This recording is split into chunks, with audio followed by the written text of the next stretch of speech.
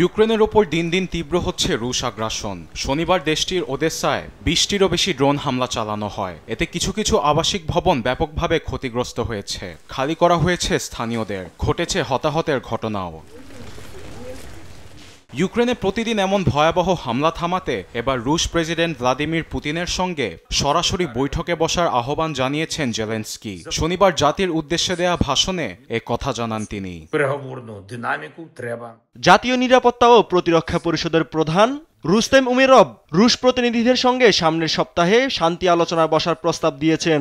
যুদ্ধবিরতি অর্জনের সব ধরনের পদক্ষেপ নেওয়া উচিত। রাশিয়ার সিদ্ধান্ত থেকে পালানোর প্রবণতা বন্ধ করতে হবে। ইউক্রেন রাশিয়ার সঙ্গে বৈঠকে বসতে প্রস্তুত। একই সঙ্গে ইউরোপিয়ান ইউনিয়ন কর্তৃক রাশিয়ায় নিষেধাজ্ঞা আহ্বানের পাশাপাশি যুক্তরাষ্ট্রের সঙ্গে নতুন অস্ত্র চুক্তি দ্রুত বাস্তবায়নের কথা বলেছেন জেলেনস্কি।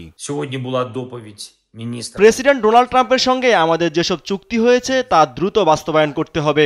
রুশ আগ্রাসন ঠেকাতে জরুরি অস্ত্র আমদানির পাশাপাশি আমরা আমাদের ড্রোন প্রযুক্তি আমেরিকাতে রপ্তানি করতে প্রস্তুত, যা যুদ্ধে অনেক সফলতা বয়ে এনেছে।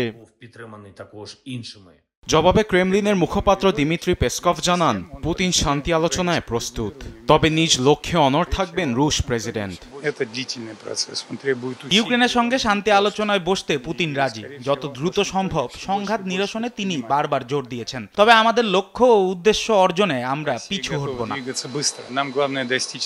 এদিকে ইউক্রেন ভূখণ্ডে রুশ নিয়ন্ত্রিত কুরাখভ শহর জুড়ে রয়েছে ধ্বংসের ছাপ। পথে ঘাটে খুব একটা জনসাধারণের পদচারণা নেই। শহরটি রুশ নিয়ন্ত্রণে আসার পর চারিদিকে বিরাজ করছে থমথমে পরিস্থিতি। স্থানীয়রা জানিয়েছেন ভয়াবহ যুদ্ধে বেঁচে থাকার কথা। 2022-23 সালে এই শহরটি পুরো রণক্ষেত্র ছিল, কিন্তু চলতি বছরে এখানে খুব একটা আর হামলা হয়নি। রুশ সেনারা কুরাখভ দখলের আগে এখানে দৈনন্দিন জীবন স্বাচ্ছন্দ্যে চালানো যেত, কিন্তু এখন পানি, গ্যাস কিছুই নেই। এমন পরিস্থিতিতে যুদ্ধ শেষ হওয়া নিয়ে কুরাখভবাসীর মধ্যে কাজ করছে অনিশ্চয়তা। আরবেদ আফসার, নিউজ ডেস্ক, দেশ টিভি।